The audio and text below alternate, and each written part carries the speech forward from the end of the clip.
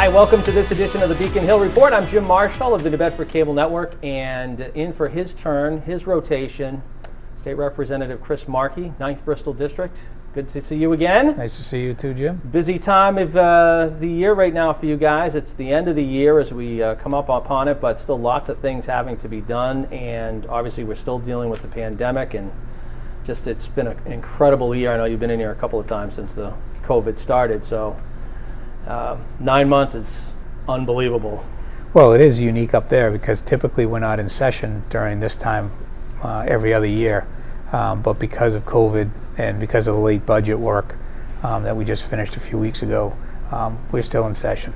So, how has, as you look at just the overall state response, and I know you know the legislature's involved with funding and stuff like that. Do you think the overall response has been from the state perspective for the pandemic?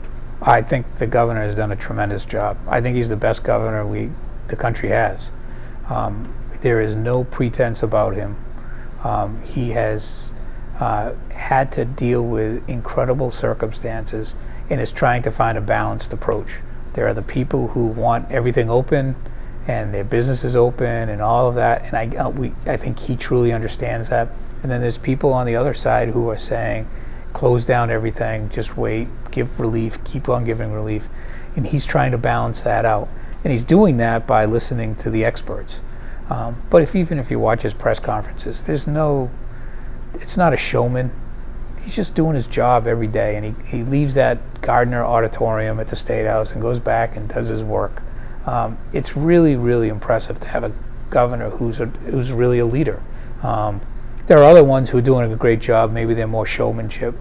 But he goes in, matter of fact, delegates to the lieutenant governor, delegates to the secretary, delegates to the command center, and lets them have an opportunity to speak of what they're doing as well. And that's why I think he's done an incredible job. People are going to be upset at him, and I think he understands that. But I think as a whole, when you look at the Commonwealth, you have to say that he has done a great job for the common guy. What about legislatively from your side of the street, if you will? Obviously, this has been different for you guys. Do you think you've been, as a body, personally productive as you have been in the past? It's different. I've been more productive in dealing with bureaucrats and talking to them and getting things done on an agency level, because again, I think we've delegated a bunch of that to the agencies, whether it be unemployment, whether it be insurance issues, whether it be health insurance issues, whether it be permitting, all of those things, registry of motor vehicles, which is a disaster for people trying to get licenses and coming through. Those constituent work I have been doing a lot of, and making sure that is running as best it can. Those are things that typically I didn't have to deal with on a routine basis, but this is definite. As far as the productivity of the legislature during this time, it's like being in the chamber, trying to get things done. It's much more difficult. And again, I think we're focused more on getting over this hurdle than focus on huge long-term policies. So it's difficult to have those relationships with those people where you can grab someone for a cup of coffee, or you can go talk to someone in their office.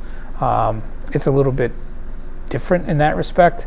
The sessions are different and more difficult, are more cumbersome. You're doing a lot on the phone. You're watching on a screen, and then you're calling in your votes. So that's a little bit different.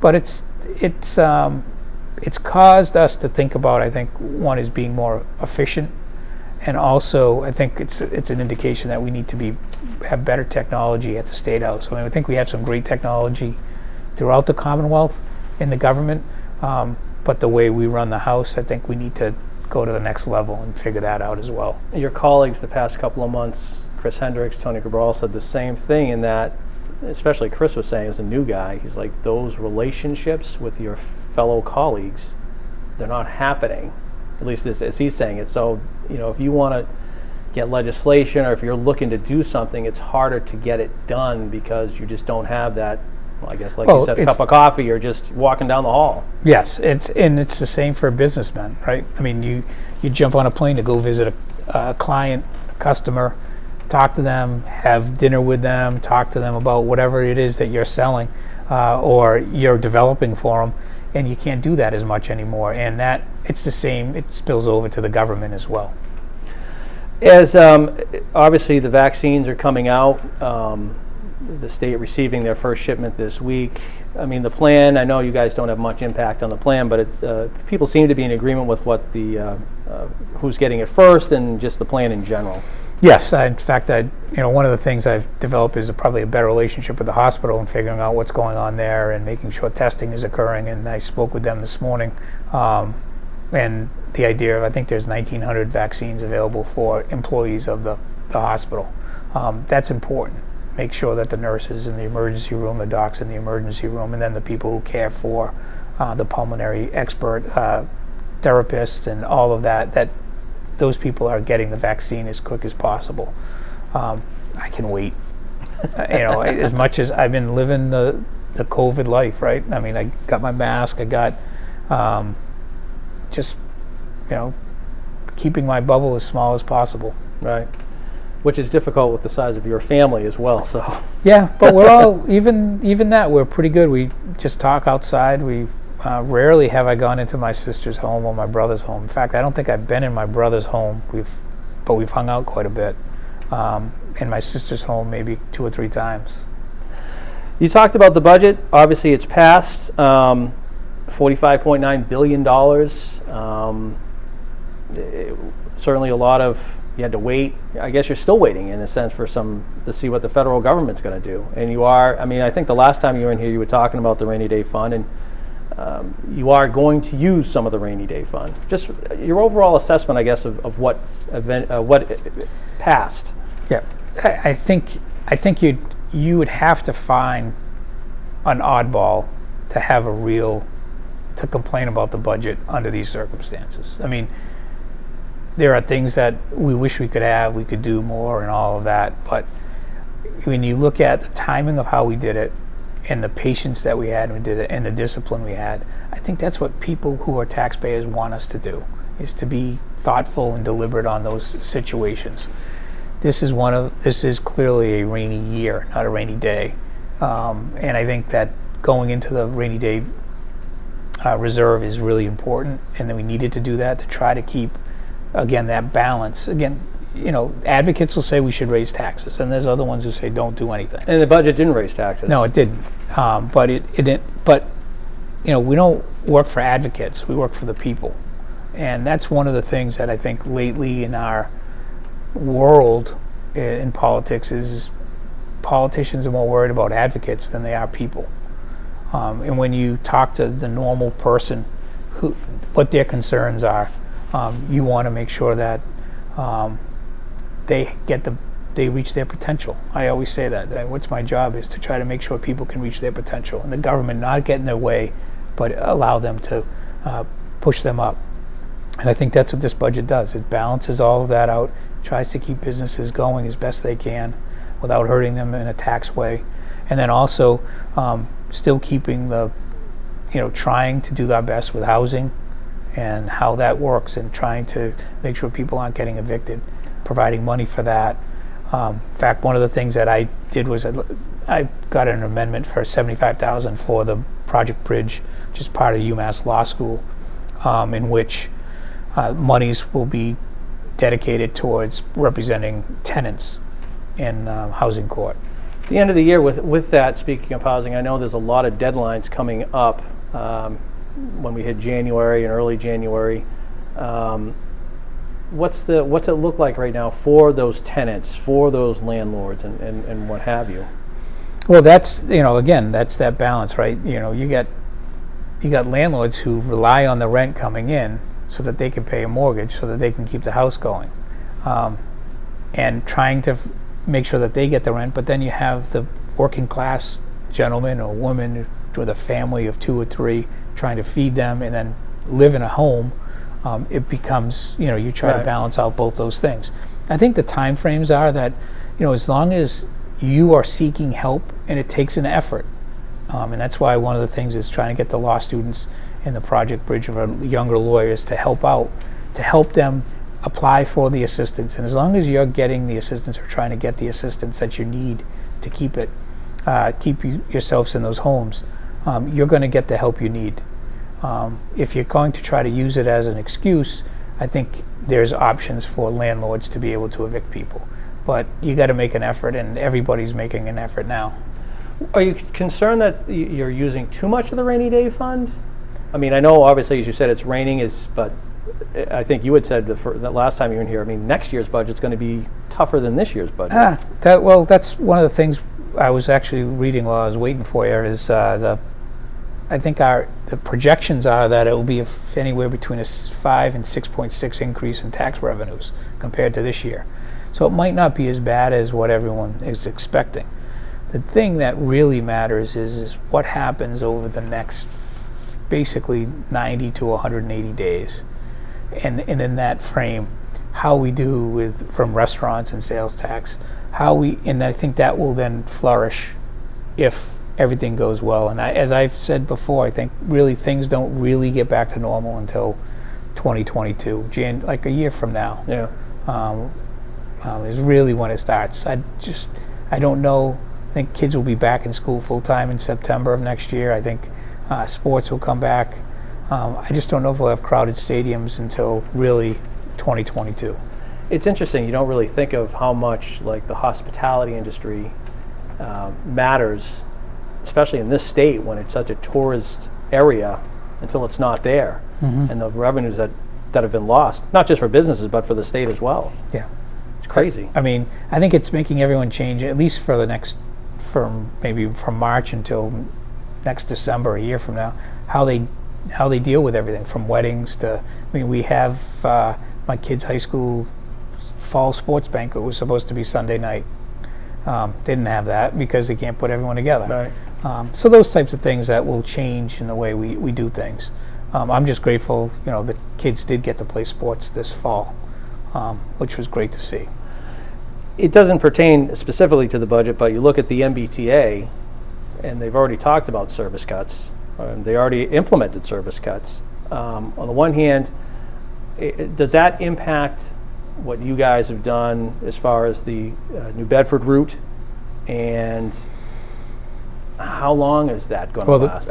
It's not going to affect with the South Coast Rail, right?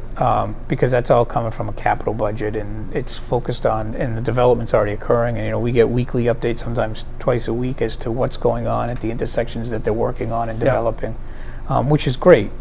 And that's happening. If you go down Chase Road, you always see a cruiser off to the right at the railroad tracks. That's there because they're doing work along the tracks there. You go up by the mall in Taunton, they're doing work along right on under 24. So it's happening everywhere. So that's not necessarily going to affect.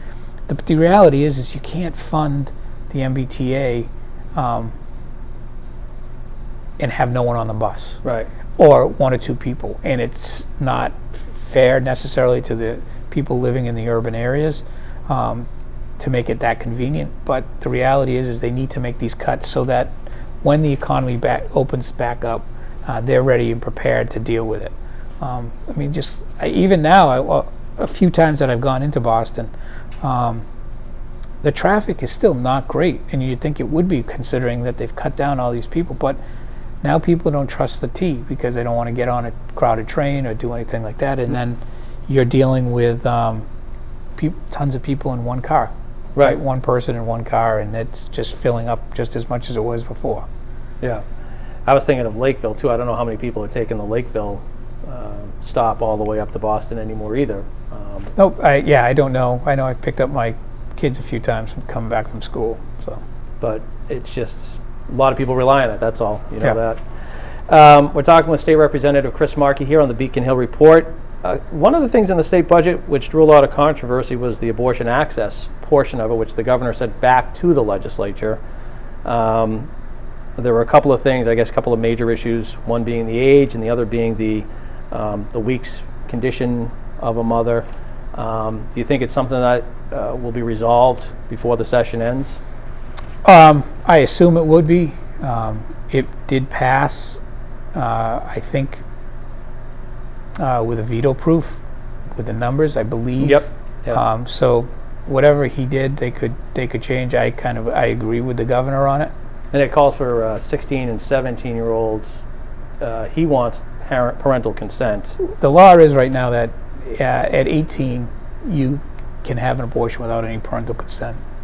Under 18 you need parental consent, and obviously there's circumstances where you can't talk to your parents about it because of relationships or whatever it is, that you can't do it and you don't feel comfortable, and they call it a judicial bypass, in which there's specially trained judges in the Superior Court, all of them women, sit down with the young woman and have a discussion with them about it to develop their maturity and all of that, and to make sure that they understand the consequences.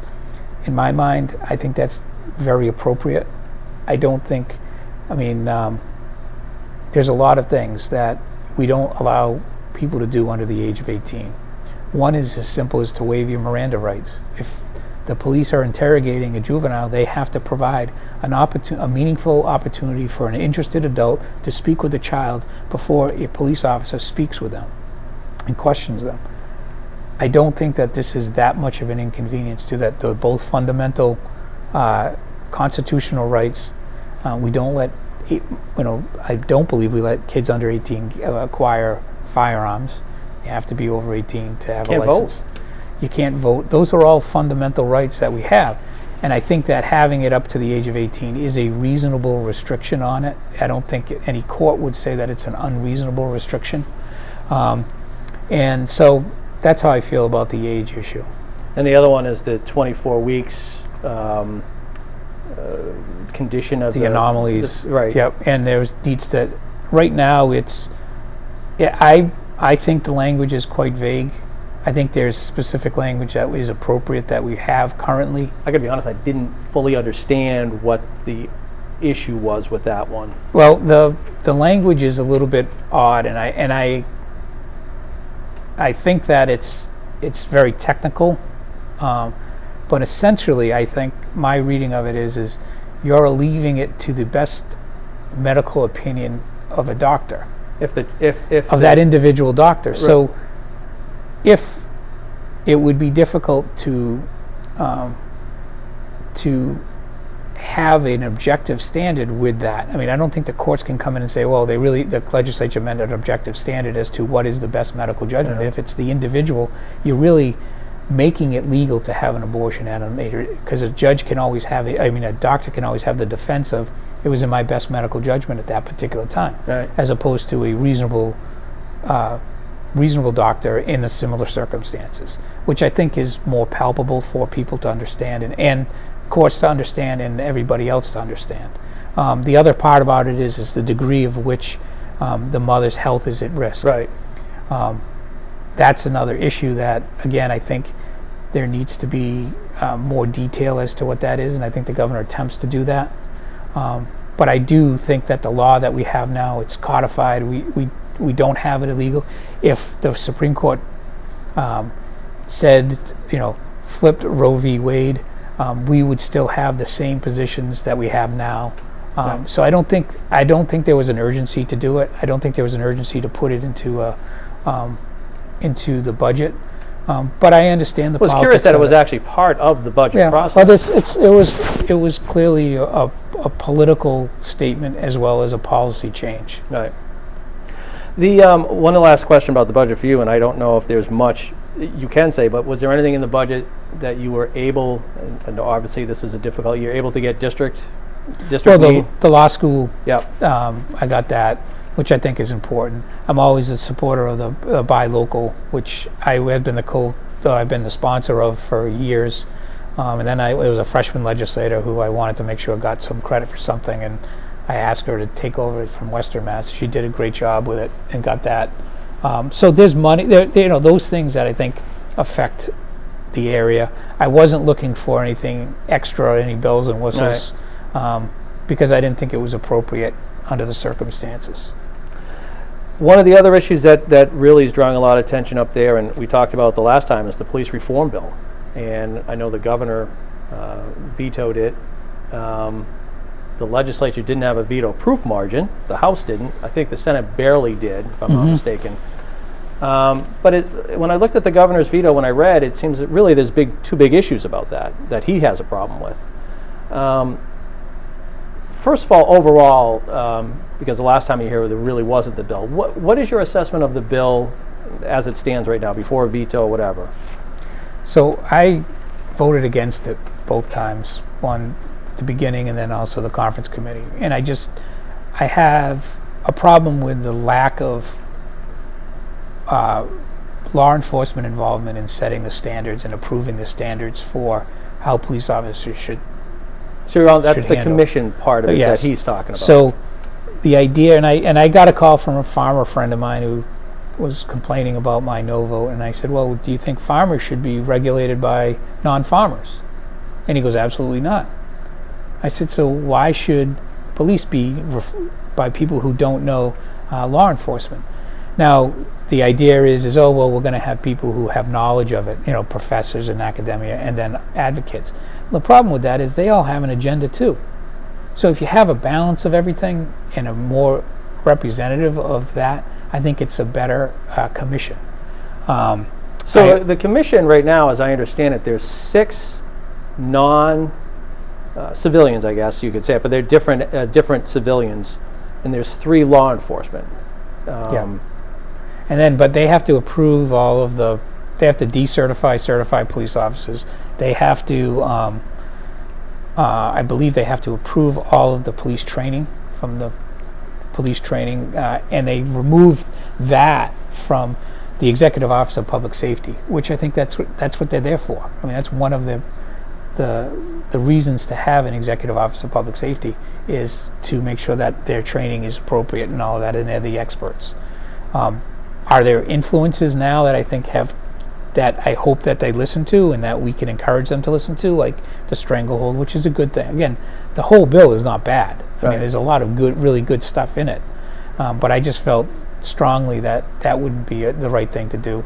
I also didn't think that there was labor that was involved, and I think the governor added someone labor involved into the one of the commissions or the standards. So that's a helpful thing. But I think we're missing out, honestly, on a lot of it. There's 2 parts to this that people need. They need to know what happened with these cases, and they need some speed to it. And I think I propose one of the amendments I propose is to increase the availability of inquests, which are independent, judicial conducted investigations into police misconduct, where there's serious bodily injury or death. And I think that just having that tool available more prevalently, instead of just leaving it with the district attorney and only with the district attorney to make that request. So who would do the inquest? It is conducted by the prosecutor's office. However, it's run by the judge, essentially, and the accused, being the police officer, would have a lawyer there and can question. But most importantly is the victim's family could be there, or the victim. And that, I think, is the real reason why there's so much controversy with a lot of these cases, is because people don't get to size up witnesses in front of the grand jury, or they don't get to listen to the interviews of the police officers with the witnesses to figure out their credibility. And they're just going off of a police report or a report from an assistant district attorney who makes an evaluation of everything, and then that's all they have. So they've never lived it. And I'll give you an example. I prosecuted a murder case once, and one of the brothers was very emotional with me.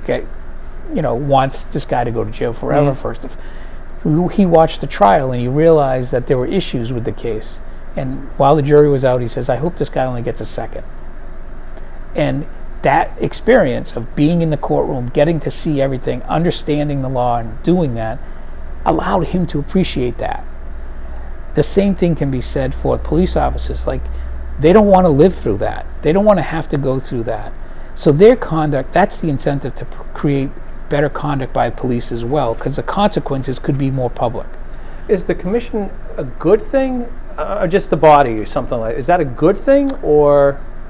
I think the idea of trying to figure out who the bad apples are, where they are, is important, and keeping that central is important. Yeah.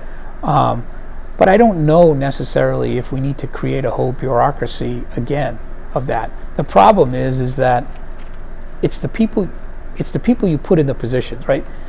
Police officers and police chiefs can sit on internal affairs cases forever and ever and ever. Yeah. And there needs to be time frames set for that. There needs to be the idea that, hey, this is going to get resolved one way or another. Now you have to remember, through all of this, police officers, just like everybody else, has Fifth Amendment privilege not to self-incriminate themselves. So they have constitutional rights too. So trying to balance that out, but I think putting the time frames on the civil, the administrative employment stuff is really important to do, and trying to get that resolved quickly rather than having it drag out. And the other thing is, the thing that I want to do is have chiefs be able to hire the best and fire the worst, and do that much easier. And I don't know if the commission, creating another commission, does that. Besides the commission, I mean, would the hiring process, should that be different? Should there be, and I don't know what the process is now, but should there be different standards for becoming a police officer? How do you judge that? No, too? well, I think that policing is changing. Right? You talk to the old timers, it's like, oh God, what would we do today? We'd never be able to do this. But there's a real sense of it, and you see it. Much of these cases that result in deaths and police misconduct deal with a lot of people who have mental illness. And you got to look at it in a real practical way. And people say, oh no, just send psychologists there and therapists, and we can have them talk to them. Yeah, that sounds all well and good, but I know a bunch of those people, and they're not going to walk into a dark room where some guy is sitting there and he's upset and he's screaming and maybe he's even armed. You need people who are trained to be able to de-escalate that at that point with the ability to have force. So you need to have that balance, and I'm all for the idea of ride-alongs with people who are professionals in the mental health field who can provide those services to the police officers. I think it's going to eliminate a lot of the escalation of problems, but ultimately you need to have that force available. And I've said, I don't know if I've said this the last time in, but I remember in April of 2013 how all of the representatives stood and clapped for 7 or 8 minutes when they had the Watertown SWAT team come in after it was our budget week, and we praised them and called them heroes and all of this stuff. This is the Tsarnaev. Yes, after the marathon bomber. And then this past summer, I was shocked at some of the words that I heard about how police officers are, that the way the representatives spoke of them. I have a totally different view of them. And maybe it is my privileged life, it might be, but I've also seen, through my experiences as a prosecutor, some bad apples, and I don't think that they are not even 5%. I think it's less than that, and people want to keep putting up to 70%, 30%. It's not. It is something that I feel strongly about, that everybody needs those protections, but we need to change the way in which we do policing. And I think a commission can be helpful, but we need to push the police conduct through training, which this bill does, through incentives, and I think disincentives, so that we move things along. Well, we are out of time. All right. Good conversation. Great to see Happy you. holidays to you and the Yeah, family. Merry Christmas. Take care and enjoy hopefully a much more prosperous 2021. Exactly. That's going to do it for the Beacon Hill Report. I'm Jim Marshall, our guest Chris Markey. Thanks for watching, and we'll talk to you again soon.